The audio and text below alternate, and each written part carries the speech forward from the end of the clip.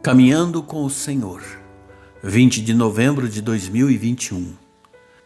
Certo dia Acabe disse a Nabote: me dê a sua plantação de uvas. Ela fica perto do meu palácio e eu quero aproveitar o terreno para fazer uma horta. Em troca eu lhe darei uma plantação de uva melhor do que a sua, e se você quiser eu pagarei o preço que for justo. Mas Nabote respondeu: a plantação de uvas é uma herança dos meus antepassados. Deus me livre de entregá-la ao Senhor. Acabe foi para casa aborrecido, com muita raiva por aquilo que o Nabote havia dito. Se deitou em sua cama, virou-se para a parede e não quis comer nada. 1 Reis 21, versos 2 a 4. A capital de Israel e residência oficial da realeza ficava em Samaria. Mas o rei Acabe e Jezabel possuíam um palacete de verão em Jezreel, 40 quilômetros da capital. E para lá eles costumavam ir de vez em quando, várias vezes por ano. Na divisa dessa propriedade havia um vinhedo que pertencia a um homem chamado Nabote. E da janela do seu palácio, Acabe costumava olhar para aquele lindo vinhedo e o cobiçava muito. Um dia ele criou coragem e se propôs a negociar aquelas terras pessoalmente. Eu digo que ele criou coragem porque ele já sabia de antemão que as terras em Israel, por se tratar de uma herança dada pelo Senhor a cada tribo, nunca podiam ser transferidas para indivíduos de outras tribos. Essa era uma das leis estabelecidas por Deus com respeito à herança, conforme podemos ler em Números 36, 7. Nenhuma herança em Israel poderá passar de uma tribo para outra, pois todos os israelitas manterão as terras das tribos que herdaram dos seus antepassados. Mas como a cobiça dele era maior do que a razão, assim mesmo ele tentou. Nabote interpretava de uma maneira muito correta que a sua herança era sagrada, porque era um presente dado por Deus à sua família. Se ele aceitasse aquela proposta, por mais lucrativa que parecesse no momento, ele estaria prejudicando o futuro da sua família, sequestrando dos seus filhos, dos seus descendentes, o direito à mesma herança que por muitos anos foi passada de pai para filho. Por isso Nabote disse ao rei: esta plantação de uvas é uma herança dos meus antepassados. De maneira alguma eu posso negociá-la, nem mesmo com o senhor, ó rei. A inveja levou Acabe a querer o que é do outro, ficando ressentido pelo bem que o outro desfrutava e ele não. Sobre esse tipo de fraqueza nos alertou Tiago quando disse: pois onde há inveja e egoísmo, há também confusão e todo tipo de coisas más. Tiago 3,16. O invejoso não consegue se alegrar quando ele percebe que outra pessoa foi abençoada, chegando ao ponto de odiar aquele que possui o que ele tanto cobiça. Essa recusa de Nabote enfermou ainda mais o coração doentio daquele homem que estava acostumado a ter tudo que ele queria. E quando ele ficou nesse seu emburro mimado, ele ficou cabisbaixo, sem vontade de comer. Aí Jezabel percebeu isso, percebeu a tristeza e resolveu à sua maneira restaurar a alegria do seu marido. Deixa comigo, disse ela. Eu resolvo rapidinho, você não vai nem precisar gastar nada, coisa alguma, para tomar posse daquela vinha.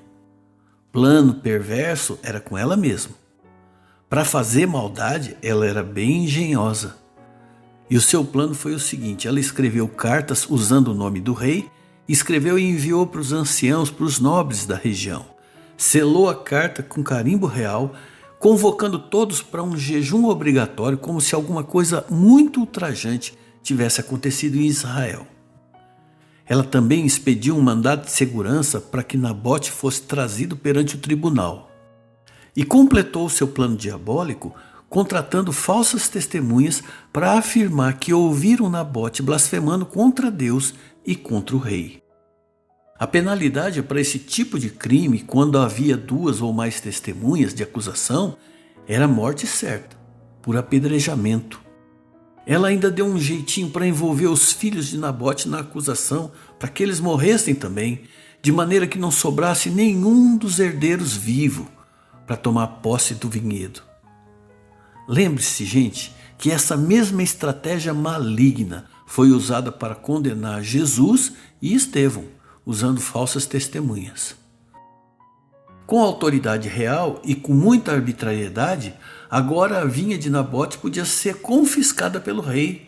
E foi isso que ele fez. sem ter que pagar coisa alguma, tal como havia prometido sua esposa.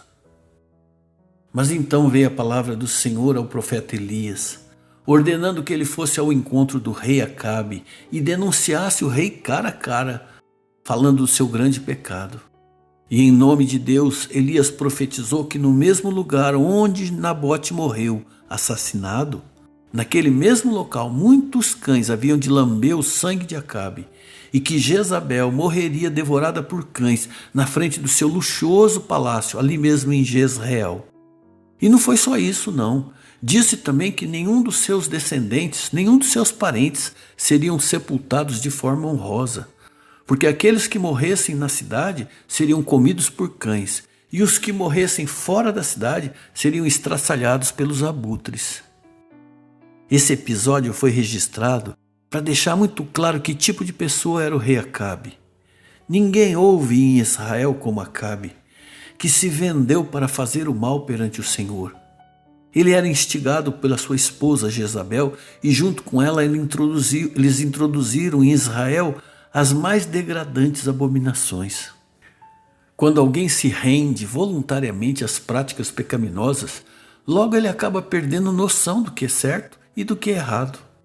Mas ai daqueles que chamam de mal aquilo que é bom, daqueles que chamam de bom aquilo que é mal, que fazem a luz virar escuridão e a escuridão virar luz, que fazem o amargo ficar doce e o doce amargo, disse Isaías no capítulo 5, versículo 20.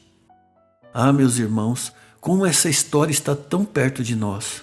Nós vivemos isso nos nossos dias. Esse espírito de Acabe que tem levado tantos à rebeldia, desprezando o que Deus valoriza, valorizando o que ele tanto abomina. Quantas atitudes perversas, inadequadas, condenáveis, indignas até de ser citadas aqui, merecedoras de repúdio e que jamais deveriam ser praticadas, e que, no entanto, estão sendo ensinadas aos nossos filhos e ao nosso povo nas escolas, na TV, na internet e até nas leis que têm sido aprovadas pelos nossos governantes. Leis que abominam tudo aquilo que o Senhor ama, que torna lícito tudo aquilo que Deus abomina. Leis que incentivam o aborto, o sexo com menores, o uso de entorpecentes, a destruição da família, a restrição a cultos cristãos, o cerceamento à liberdade de expressão e tantas outras imposições malignas. Tanta inversão de valores, meus irmãos. O fato, meus irmãos, é que toda vez que se levantar alguém com o mesmo ímpeto de Elias, anunciando a verdade esquecida e expondo o pecado que se alastra, este alguém será perseguido. Assim como serão perseguidos também os nabotes, que lutam pelo bem de suas famílias, dos seus casamentos, dos seus filhos, contra eles, contra nós. Até leis estão sendo publicadas tentando tolher a liberdade de criar os nossos filhos dentro dos princípios da palavra de Deus. Mas saiba também que palavra alguma que procede da revelação bíblica deixará de se cumprir. Quem vive pela verdade, ainda que morra, viverá. Mas quem vive a mentira, como se fosse uma verdade, bem mais do que esta vida, perderá. Eu vejo o exemplo de Nabote, meu pai, esse homem justo que lutou até o fim pelo bem da sua família e para honrar as bênçãos que o Senhor confiou em suas mãos. E o exemplo dele me enche de coragem e do desejo de também honrar contigo o meu compromisso. Mas eu também conheço as minhas fraquezas e eu tenho medo de não perseverar.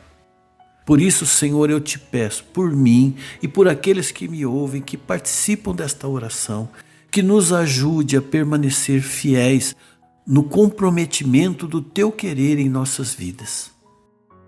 Abençoa estes teus filhos, meu Pai, estes teus filhos e filhas, para que nós possamos permanecer no bom caminho em qualquer situação, com a ajuda do teu Espírito, mantendo esse nosso compromisso com o Senhor e sendo fiéis em todo o tempo. É o que nós te pedimos por este favor, em nome de Jesus. Amém.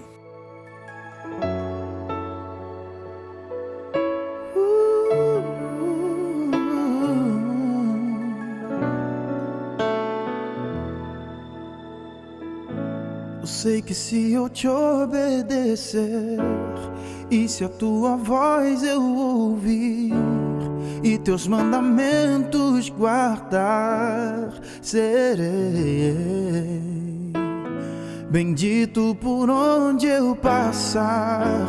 As tuas bênçãos vou receber, o teu favor vai me alcançar, eu sei.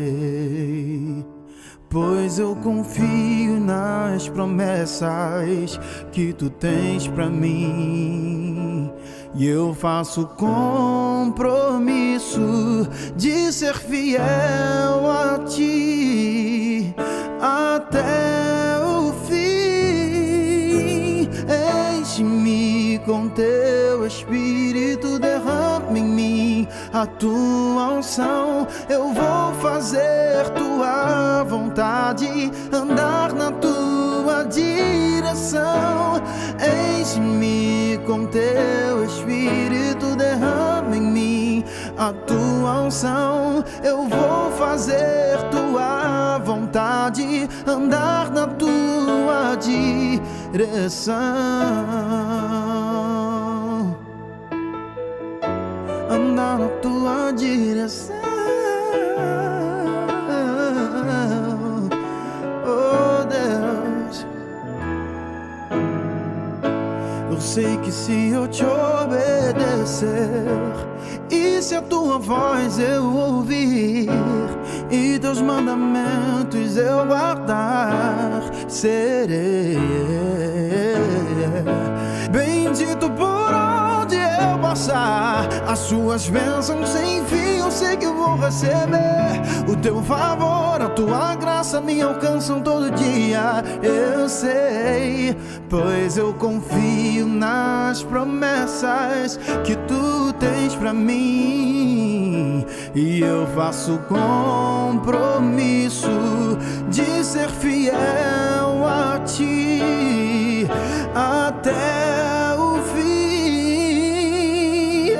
Enche-me com teu Espírito, derrama em mim a tua unção. Eu vou fazer tua vontade, andar na tua direção. Enche-me com teu Espírito Santo, derrama sobre mim a tua unção. Eu vou fazer tua vontade, andar na tua direção. Enche-me com teu Espírito, derrama em mim a tua unção. Eu vou fazer tua vontade, andar na tua direção. Oh.